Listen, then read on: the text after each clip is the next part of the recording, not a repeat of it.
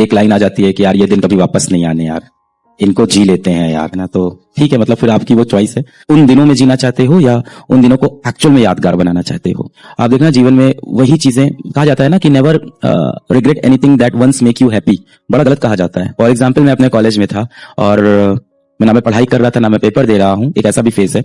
और उस समय मैं गलत संगतों में फंसा हूँ, गलत ग्रुप में फंसा हूँ, महफिलों में बैठा हूँ, हंस रहा हूँ, बेवजह के मजाक चल रहे हैं, कहीं भी घूमने जा रहे हैं। उस टाइम तो मजा आ रहा था, but I do regret it. It made me happy for that moment, but I do regret it. मिसाल के तौर पे जब आप आधा घंटा रील चला रहे होते हो, कोई हंसी मजाक की रील आती है, it makes you happy for that moment. Next reel makes you happy for next moment, next reel makes you happy for your next moment.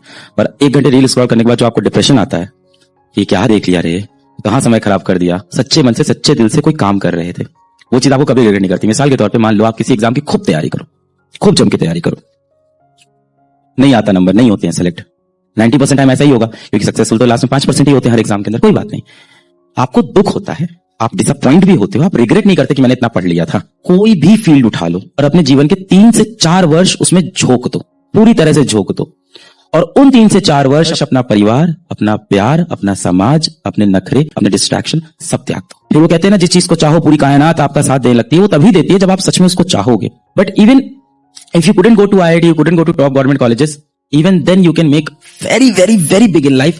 The only thing you need, जो आपको सबसे ज्यादा जरूरत है, वो है 3 से 4 वर्ष की कड़ी तपस्या की एक राह के ऊपर चल के।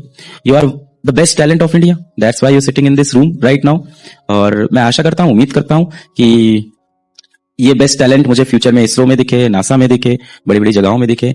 आप जीवन में कंसिस्टेंट हो तो आप सक्सेसफुल हो जाओगे, इसकी कोई गारंटी नहीं है। पर अगर आप कंसिस्टेंट नहीं हो तो आप सक्सेसफुल नहीं होगे, इसकी पूरी गारंटी है। तो आई ऑलवेज से कि 6 आवर्स पढ़ो, 8 आवर्स पढ़ो, जो भी पढ़ो, कंसिस्टेंट एफर्ट की आपको नीड होगी। क्लास 10 में आप सबको पता ही होगा कि 10 के अंदर लगभग 2-2.25 लाख बच्चों ने पार्टिसिपेट किया था इनसैट एग्जाम के अंदर।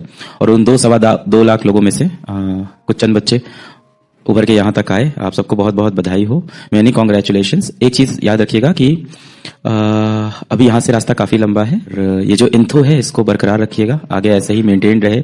आपके ग्रुप में भी, पूरे ग्रुप में भी यही बात हो रही होती है कि कैसे IIT दिल्ली पहुंचना है, CS में क्या होता है, IIT बॉम्बे CS से कितने करोड़ का पैकेज लगा। 4 से 6 महीने के अंदर सारी चीजें ये बिखर जाती है। 4 से 6 महीने बाद क्या होता है, आपके कुछ दोस्त ऐसे होंगे कि कोचिंग के बाद 1 घंटा कहीं घूमना है तो घूमने चलना ही है। कुछ दोस्त ऐसे होंगे कि क्लास 11 में पहली बार बढ़े हैं तो प्यार मोहब्बत के चक्कर पहली बार शुरू हो जाते हैं, क्योंकि क्लास 11 में तो सबसे सच्चा प्यार होता है ना पहली बार। अलग सर जो भी बोले वो क्या जानते होंगे सच्चा प्यार क्या होता है। तुम बहुत हंस रहे हो बेटा।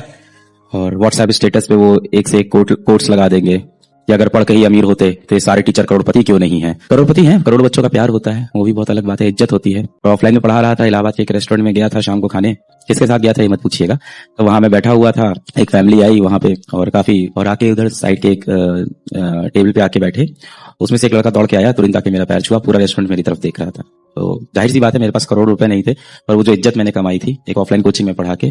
कोई भी फील्ड उठा लो और अपने जीवन के 3 से 4 वर्ष उसमें झोंक दो, पूरी तरह से झोंक दो। मेरी सारी दुआएं, सारी विशेष आपके साथ है, पढ़ाई करते रहें। All the very best.